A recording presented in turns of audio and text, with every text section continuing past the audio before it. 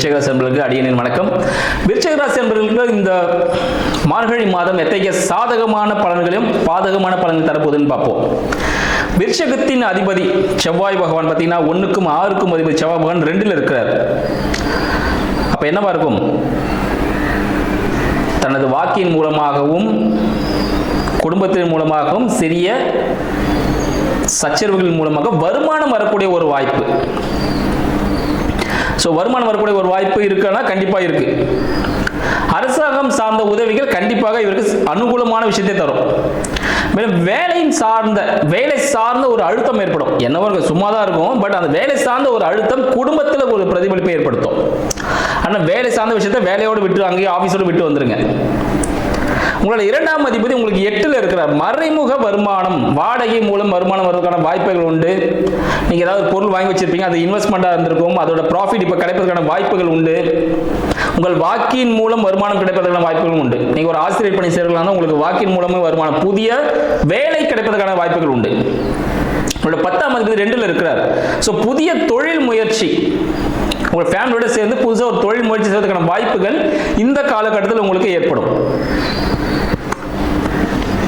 வீடு வண்டி வாகனம் அப்படின்னு எடுத்துக்கிட்டோம்னா உங்களுக்கு 4ஆம் அதிபதி செவ்வாய் பகவான் 5ல் இருக்கிறார். அப்போ உங்களுக்கு மனதிற்கு பிடித்த ஒரு வண்டி வாங்கிறதுக்கான வாய்ப்புகள் உண்டு, ஒரு வீடு வாங்கிறதுக்கான வாய்ப்புகள் ஏற்படும். குழந்தையின் உடல்நிலை ஆரோக்கியமா இருக்கும். சிறிய சிறிய உபாதைகள் ஏற்படும். விருச்சிக ராசி அன்பர்களின் குழந்தைகளுக்கு சிறிய உபாதைகள் ஏற்படக்கூடிய வாய்ப்புகள் உண்டு. சனீஸ்வர பகவானால இந்த ஆயில் ஐட்டம்லாம் கொஞ்சம் குறைச்சிருங்க. குழந்தைங்களுக்கு இந்த டைமுக்கு சாப்பிட கொடுங்க. ஹெல்த்தை கொஞ்சம் நல்லாவே பார்த்துங்க. இதை பண்ணீங்கன்னா குழந்தைங்க நல்லா ஆரோக்கியமா இருப்பாங்க. உங்களின் 7ஆம் அதிபதி சுக்கிர பகவான் உங்க ராசியிலே இருக்கிறார், புதனோட சேர்ந்து 8ஆம் அதிபதியோடு சேர்ந்து இருக்கிறார். அப்ப கணவனின் மூலமாக ஒரு வருமானம், நண்பர்கள் மூலமாக ஒரு மறைமுக வருமானம், ஒரு பணம் கிடைப்பதற்கான வாய்ப்புகள் உண்டு. நீங்க எப்பயோ ஒரு ஃப்ரெண்டு கொடுத்துருப்பீங்க, நீங்களே மறந்துட்டு இருப்பீங்க. திடீர்னு பார்த்தா உங்க ஃப்ரெண்டு வந்து அதை காசு வந்து கொடுப்பாரு.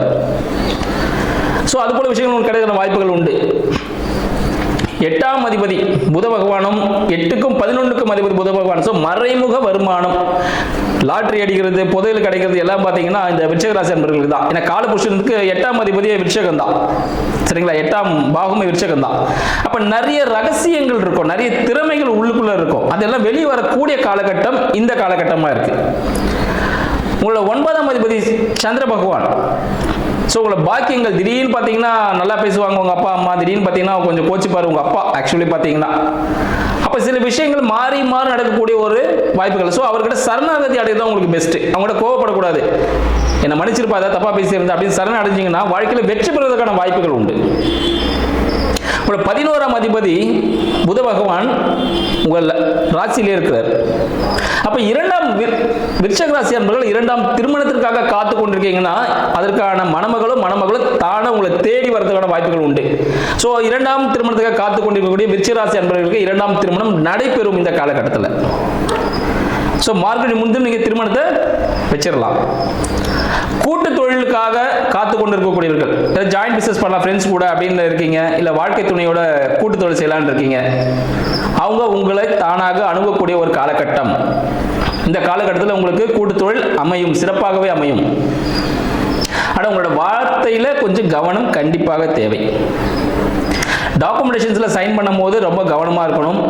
நரம்பு சம்பந்தப்பட்ட பிரச்சனைகள், முக்கியமா இடுப்பு நரம்பு சம்பந்தப்பட்ட பிரச்சனைகள் சிறியதாக வந்து போவதற்கான வாய்ப்புகள் உண்டு. கால் பகுதியில் கூட வரதுக்கான வாய்ப்புகள் உண்டு. அதனால் நரம்பு சம்பந்தப்பட்ட பிரச்சனைகளை கொஞ்சம் பார்த்து கவனிச்சுக்கோங்க. கம்யூனிகேஷன்ல கவனமா இருக்கணும். ஏன்னா 8ஆம் அதிபதி புதன் தான், 11ஆம் அதிபதி புதன் தான். யாராவது ஆசை வார்த்தை சொன்னாங்கன்னு சொல்லிட்டு ஏதாவது ஒரு மெயில் பண்றதோ இல்லை எதெல்லாம் போய் இன்வெஸ்ட் பண்றதோ அந்த விஷயங்கள் கூடாது. ரொம்ப கவனமா இருக்கணும். கம்யூனிகேஷன்ல கவனமா இருக்கணும். நண்பர்களிடம் கவனம் தேவை. இந்த காலகட்டம் நீங்க இன்வெஸ்ட்மெண்ட் பண்றதுக்கான விஷயங்கள் இல்லை. அதனால எதுல சைன்லாம் பண்ணாதீங்க. இப்படி அப்புறம் பண்ணித்தரேன் அந்த விஷயங்கள் எதுவும் பண்ணாதீங்க. ரொம்ப கவனமா இருங்க. டாக்குமெண்டேஷன்ஸ்லயும் அக்கௌண்ட்ஸ் ரிலேட்டடான விஷயங்களும் மிகவும் கவனம் தேவை. கணக்கு வழக்குல எல்லாம் கரெக்டா இருங்க. உங்களோட விஷயங்கள் இது இல்லையா, இது இல்லைன்னு கொடுத்துருங்க. இது என்னோட கேட்டு வாங்கிக்கோங்க.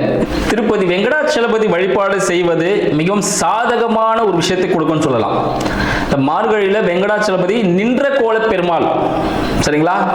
ஸ்ரீரங்கம்ல திருப்பதி நின்ற கோல பெருமாள் வழிபாடு செய்வது மிகவும் சாதகமான ஒரு பலனை கொடுக்கும். நீங்க எதுக்காகலாம் இவனால காத்துட்டு வேண்டிட்டு இருந்தீங்களோ, உங்களோட தேவைகள் எல்லாம் இருந்துச்சோ, அது வெங்கடாச்சலபதியோட அவரை வணங்கும் பொழுது உங்களுக்கு சகல விஷயங்களும் கை கொடுத்துள்ள வாய்ப்புகள் உண்டு. ஆனால் கட்டாயமாக வெங்கடாச்சலபதி வழிபாடு செய்யுங்கள். இல்லை இரண்டாம் திருமணத்துக்காக காத்து கொண்டிருக்கீங்களா, திருச்சியில் போயிடுங்க.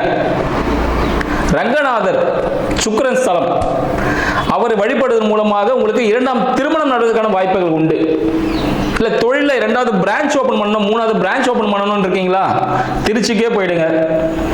திருச்சி ரங்கநாதரை வழிபடும் பொழுது உங்களுக்கு அனைத்தும் சகலமும் கைகூடும். ஆக்சுவலி என்னன்னு பார்த்தீங்கன்னா, எந்த விஷயத்தை செஞ்சா என்ன விஷயம் நடக்கும் அப்படின்னு இருக்கு. தலைவலிக்கு அதுக்கான மெடிசன் போடணும். அது போல விஷயங்கள் எந்த வழிபாடு செய்யும் பொழுது என்ன விதமான உங்களுக்கு பலன் கிடைக்குன்னு பார்த்துட்டு உங்கள் தேவைக்கேற்ப வழிபாடுகளை மேற்கொள்ளுங்கள். நன்றி, வணக்கம்.